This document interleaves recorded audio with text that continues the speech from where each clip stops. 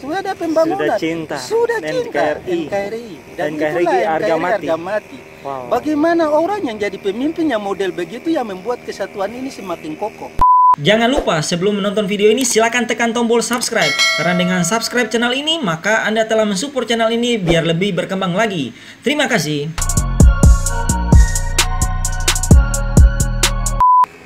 Untuk tanggapan saya sebagai orang Papua yang menyambut Pilpres ini, saya sangat beruntung sekali karena Bapak Jokowi bisa terpilih kembali untuk tahap kedua dengan program-program dia yang tahap pertama sudah berjalan dan orang Papua merasakan itu karena selama presiden sampai sekarang tidak ada presiden yang seperti Bapak Jokowi perhatikan orang Papua. Dan sekarang Jokowi ini dia bukan sebagai presiden tapi dia sebagai, kalau disebut sebagai orang Papua, dia sebagai memberi untuk orang Papua sendiri. Dan dia melihat bagaimana pemerataan yang terjadi di bangsa Indonesia mulai dari Pulau Jawa sampai tanah Papua ini.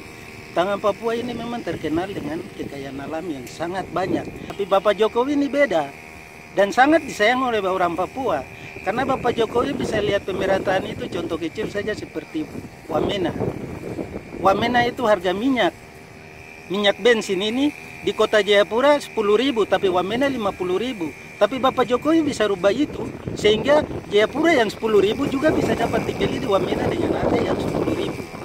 Nah, itu yang kami orang Papua sangat mengharapkan supaya Bapak Jokowi kembali lagi dengan program-program yang sudah berlanjut 5 tahun itu bisa berjalan lagi 10 tahun ke depan. Ya puji Tuhan supaya mungkin karena Bapak Jokowi untuk pemerintahan Indonesia hanya diberlakukan 10 tahun saja. Tapi kalau pribadi saya mungkin pilih presiden yang seperti Bapak Jokowi itu bisa seumur hidup. Karena saya hanya lihat bahwa orang Jawa yang pimpinan seperti Bapak Jokowi itu dia sangat cinta orang Papua. Walaupun orang Papua itu ras kulit hitamnya beda dengan orang Jawa, kekerasannya bagaimana, tapi dia tuh samakan kita sebagai satu kesatuan NKRI. Jadi tidak ada perbedaan ya. Dari Sabang sampai Merauke. Dia samakan saja. Harga di Sabang berapa, harga di Sorong berapa, harga di Merauke berapa. Itu disatukan dan itu luar biasa. Tidak ada presiden yang model seperti itu. Dan itu yang saya sebagai anak Papua sendiri saya mengharapkan supaya Bapak Jokowi ini bisa terpilih lagi. Kalau memang dia tidak terpilih ya bukan kuasa saya, ya itu mungkin kuasa Tuhan. Tapi menurut pribadi saya program-program yang dia sudah jalankan itu bisa kembali. Wow, dijalankan. Luar biasa. Dan Bapak lihat kebetulan kita berada di Bandara Dominik Eduard Osok dan bagaimana pandangan Bapak terhadap infrastruktur di mana tahun beliau menjabat sebagai presiden, beliau melihat bandara-bandara di Indonesia Timur, terkhusus kita, bandara sangat besar, nyaman, bagus. Kalau menurut Bapak gimana? Kalau menurut saya sebagai anak Papua, karena saya lahir dari tahun 72. Tahun 72, Sorong ini belum ada apa-apa. Dan semenjak Bapak Jokowi jadi presiden, saya lihat ini sudah terbukti bahwa bandara Dominik Osok ini bukan berarti ini bukan uang dari Bapak Jokowi, tapi ini satu program yang diturunkan oleh Bapak Jokowi dengan uang pemerintah itu bisa membangun tanah ini sehingga Papua ini bisa sama dengan Pulau Jawa, bisa sama dengan Pulau Saban, bisa sama dengan Pulau Kalimantan. Yang sama. Artinya kita bisa kedudukan dan kita bisa merasakan merdeka di tanah kita sendiri. Walaupun ini bangsa yang besar toh, tapi itu yang pada tahun-tahun yang lalu memang ada segelintir orang kan ingin merdeka karena memang tidak ada pembangunan yang terjadi di tanah ini. Tapi sekarang mau bicara merdeka tidak, sudah ada pembangunan. Sudah cinta. NKRI. Dan NKRI harga mati. Wow. Bagaimana orang yang jadi pemimpin yang model begitu yang membuat kesatuan ini semakin kokoh. Mantap. Iya. Jadi gini Pak, ini ada komentar dari viewer saya, ribuan masyarakat dari Jawa, ada Batak, ada Kalimantan, ada Sumatera, ada Sulawesi. Mereka rasa bahwa dengan adanya kesatuan masyarakat Papua bersatu untuk menyongsong hari-hari ke depan lebih cerah dengan pemerintahan Jokowi yang sekarang ini membangun Papua makin maju. Mereka rasa bahwa luar biasa kasihnya Pak Jokowi, kasihnya masyarakat, saling timbal balik, hubungan rakyat sama Bapak Presidennya itu sangat erat sekali. Itu kalau menurut Bapak gimana?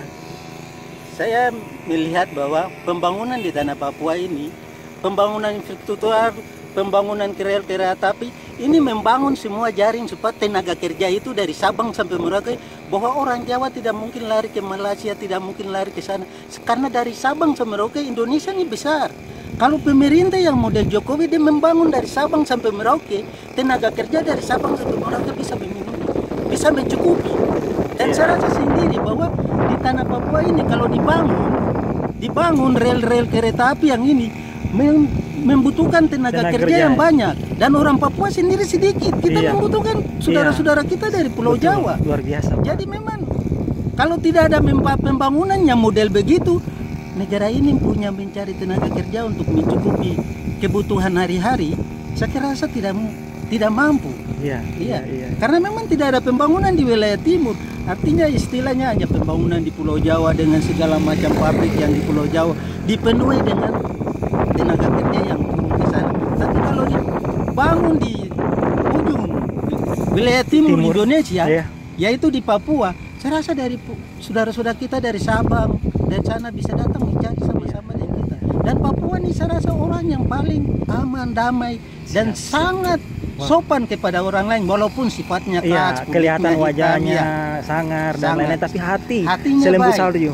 Karena kita di sini punya prinsip, siapa datang bekerja dengan baik, bekerja di tanah ini dengan baik, dengan jujur, dia akan dapat tanda heran satu ke tanda heran lain yang lain. Iya. Dan pesan dari teman-teman YouTube saya, mereka bilang gini, kirim salam untuk masyarakat Papua. Mereka sangat baik, pokoknya mereka kangen mau datang mau datang ke Papua. Mereka merasa bahwa sungguh luar biasa. Mereka lihat video-video saya wawancara sama masyarakat Papua, sangat baik masyarakat, berkomunikasi sama saya sopan, kemudian baik, dan tidak mau menyembunyikan hal positif yang seperti ini, Pak. Wah, luar biasa. Dan kalau Bapak lihat ini sekarang kan infrastruktur yang dimana pembangunan di Trans Papua ini yang Bapak bilang kan akan dibangun rel kereta api itu mengakses jalan lebih gampang, kemudian Trans Papua itu sangat bermanfaat kalau menurut Bapak enggak? Dalam hal ini untuk masyarakat yang awalnya paling susah nih jalan-jalan hutan, sekarang dengan ada jalan-jalan Trans Papua dan jalan-jalan kecil itu kan bikin masuk sampai memang bisa diakses ke kota, itu gimana, Pak? Kalau pribadi saya untuk orang Papua, saya rasa itu sangat bermanfaat sekali untuk orang Papua.